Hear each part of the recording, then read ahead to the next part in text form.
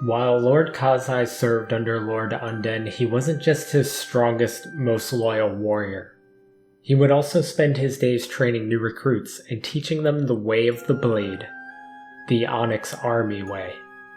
The katana had become the main weapon used by armies throughout the history of Fenrir, but none nearly as prominent as Onyx. Obsidian also adapted the way of the blade, but it wasn't surprising to see Obsidian Knights wielding other weapons. Instead of adapting to new weapons themselves, Onyx continued to train with katanas, learning to use them to counter Obsidian's weapons. One day, word reached Kazai about a new group of recruits and that Lord Unden wanted him to train them. They were outcasts from the town of Amir, recruited in a recent sweeping of the territory. Lord Unden would often send scouts and other servants of his to scour the landscape of Onyx for potential soldiers, but even Kazai wasn't sure about their past. To be fair, he didn't much care where they came from. He only cared if he could turn them into strong soldiers. Whatever your history was before you came to Unden is just that. History, he would often tell those he would train. This group was no different. Each time Kazai was given the task of helping train new recruits, he tried to figure out which of them would improve the greatest on the first day. Among these new recruits was a short woman with long black hair. The days she spent in Amir must not have been kind to her, because she was skinny to the point that Kazai thought she had an illness. One would wonder how she would even hold a stick, let alone one of Onyx's fine steel katanas. Kazai didn't think this way. He saw a frightened, frail little girl, and he wondered how he would shape her into an honorable knight. After the first day of training, he was impressed with the promise she showed. Though not the best among the recruits on the first day, she quickly grew stronger. Her movements got quicker, her strikes precise. When it came to technique within the Onyx army, this girl's rivaled that of Kazai himself. If you're a part of Lord Kazai's army now, then you know the woman I speak of. Far from a scared, skinny little girl now, that is for sure. She stands as one of Lord Kazai's chosen.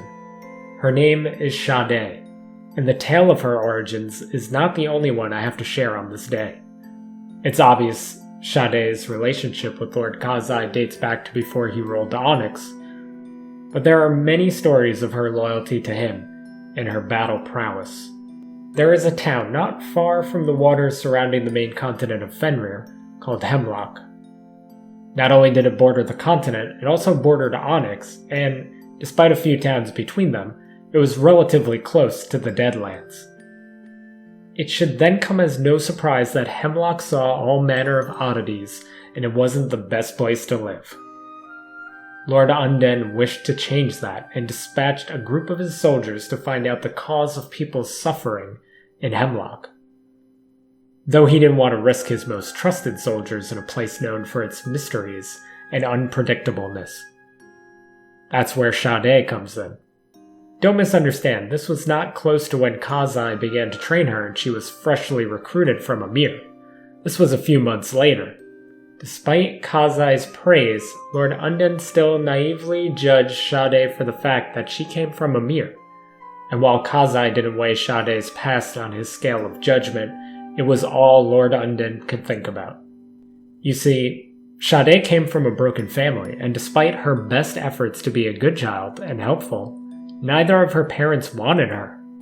She became homeless, desperate, and involved with the wrong people shortly after. Stealing and taking advantage of those around her in Amir, the group she was with soon got caught by the wrong person. A traveling mercenary passing through Amir was sure to have some gold, they thought, and they felt the risk was worth the reward. It wasn't. Those who took her in did not survive this encounter, but Sade was lucky.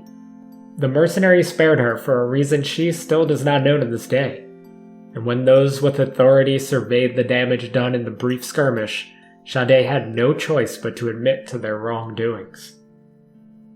They locked her away until Lord Unden's soldiers showed up for recruitment. They gave Sade to them to get rid of her. The mercenary sparing her life? Lord Unden's recruitment? Sade saw these as signs from the gods that they weren't quite done with her yet, that she was destined for something greater. I believe that's why she tried so hard to learn from Kazai, and why she improved so quickly. Now, I must apologize for getting so sidetracked here. You're probably wondering how this all ties into Hemlock. Like I said earlier, Lord Unden didn't trust Sade. Prior to joining his army, she was as bottom of the barrel as any bandit roaming the lands of Fenrir. In his eyes, she was expendable. The streets of Hemlock were quite dark even when the sun was shining. There was a strange, fog-like mist that seemed to surround the entire town. While darkness and most scary things on Fenrir were often connected to the witch goddess Aradia, many believed that the disappearance of Morska, the mermaid goddess, was the cause of Hemlock's bizarreness instead. Add in the fact that being able to take on many forms through mist is one of Morska's godlike abilities, and that Hemlock was so close to the water, it made this a pretty solid theory. When Sade's group entered the town, they didn't see anything out of the ordinary at first, but as they went deeper into the town, members of her party began to vanish one by one. She wasn't given command in this group, so she too got lost in the shuffle, and didn't have enough of a voice to hold things together once panic set in. She readied her katana and tried to force a formation that would keep them all back to back. When she went to lean upon one of her fellow soldiers, there was nobody there. She realized now that she was once again alone. Kazai taught her the importance of discipline and composure on the battlefield. Whenever he was part of their training, he allowed the option to join him for quiet meditation after the training session. Sade would often take him up on this offer. During these meditations, they mostly sat in complete silence, but sometimes Kazai would teach them some steady breathing techniques and ways he's learned over the years to calm the nerves and tap into your senses. Sade was known for her attention to detail and near-perfect technique, so mastering these lessons from Kazai came naturally to her. Surrounded by mist, darkness, and whatever was claiming the lives of her fellow Onyx soldiers, Sade held her katana's handle tightly and closed her eyes. At first she only heard her own quiet breathing, but then she heard something that sounded like a twig snapping. She opened her eyes quickly and turned her head in the direction of the sound and came face to face with a monster. It was the ultimate amalgamation of what you would expect a creature created by both Aradia and Morska would be.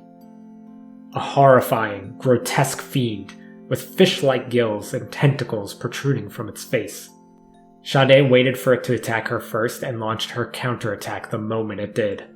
The first one she disposed of quickly. A single, pinpoint strike that forced the monster to the ground. The moment it hit, it exploded into the mist surrounding them, and more monsters soon appeared around her. When Sade fights, she fights with an elegance you would often find in a dancer, not a warrior. Each movement is error-free and executed so gracefully. The accuracy of each attack is fluid and a work of art. Despite the purple and black blood that sprayed out of each wound, there was a certain beauty to the slaughter. In mere moments, the creatures were dead. Almost instantly, the mist dissipated as if a curse had been lifted off of Hemlock. Doors opened, and the people living there exited their homes for the first time in who knows how long. They praised Sade as their savior. The rumors and guesses as to what those Fenins experienced during the curse has been theorized ever since, and I'm not sure anyone knows the true answer, but there is no mistaking the part Sade played in its cleansing. Upon her return, Lord Unden remained unimpressed and didn't give Sade the recognition she deserved. Kazai, on the other hand, praised Sade and even joined her in mourning the soldiers lost on her mission. It should then come as no shock that the day Kazai became Lord of Onyx, Sade was in the castle when Lord Kazai took it over. She stood beside him then, as she does now.